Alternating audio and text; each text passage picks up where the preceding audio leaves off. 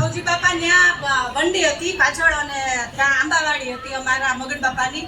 તો અમે ત્યાં રમવા જતા તો ત્યાંથી પાછળથી સૌજી બાપાના ઘરમાંથી પાછળની વંડીમાંથી વેલો ઉતરે વાલોળમાં. ઈ વાલોળ અમે એક એક કરીને ચોરી આવીએ ઉપર ચડીને. ચોર કામ કરતા. સરસ. કોણ કોણ સાથે હતું અમારી આ બધી ટોળકી? કેટલામું ભણતા? અમે ચોથું કે પાંચમું. ચોથા ધોરણથી તમે આ કામ કરો છો? વાહ ભાઈ વાહ, તાળીઓ પાડો એકવાર. પછી કાંતાઓ ઉતાર હતી. કાંતાઓ સુથારને કેટલા ઓળખે છે? એની છોકરી એટલે એની ઘરે જઈને શાક બનાવ્યા. અહીં આવી જાઓ, સેન્ટરમાં આવી જાઓ. એકાદ દેતો તમારો પણ એમ લાવ્યા છો. શાક અમે એની ઘરે જઈને બનાવીએ. વાલોળ કોઈ ખીજાય નહીં ને, ઘરે લઈ જાય ઘરે ખીજાય. મમ્મી એમ કે ક્યાંથી લાવી એમ.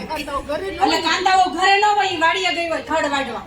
અમે આખી ટોળકી હતી, જેટલી જેના હાથમાં આવે ને એટલી ચોરી અને એના ઘરે બનાવતા. અને પાણી જેવું શાક આમ વાલોળ છે ને પાણીમાં તરતી હોય એવું શાક જાતે બનાવતા. અને તોય અમને બહુ મીઠું લાગતું. બહુ મજા આવતી.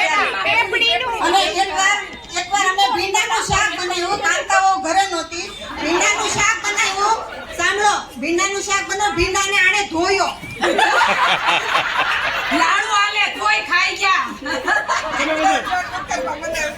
જમરૂક ચોરવા જતા. હા, જમરૂક પણ અમે ચોરવા ગયા હતા. મોળાઘાટમાં અમે નદીએ નાવા ગયા હતા.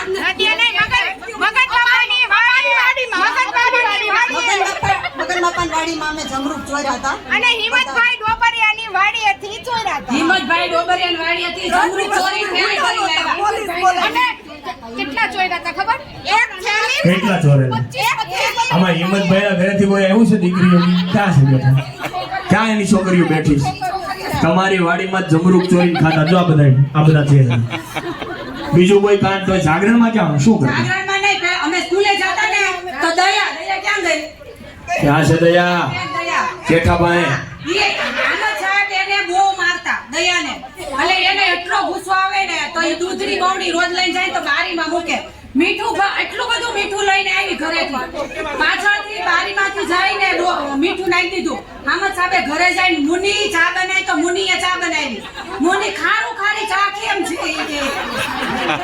અને અમારે જ્યારે જાગરણ હતું ને ત્યારે અમે છાણ લઈ અને ચક્કા બાપાની દુકાન હતી ને એના નીચેથી અંદર નાખી દેતા છાણ એમ. અને ઉકાભાઈ હું હતા કેમ રાગડા નહીં આડું છે ને અમે છે ચોરે લઈ જતા ચોરે લઈ જતા. પછી અમે બધા કેવું કરતા, દોડીને બધા મોહન બાપા હતા સોજિત્રા, એની ફડકી ભભડાવતા. અમે પહેલી વાર છે ને ફડકી ભભડાવવા ગયા ને તો ગયા ને ત્યારે ભભડાવીને ગયા. પછી મોહન બાપા છે ને ખુલ્લી રાખીને પાછળ જ ઉભા રહ્યા, બરોબર. અને જેને આને ધક્કો માર્યો ને પછી એવું કે ખબર ધીરિયાની કે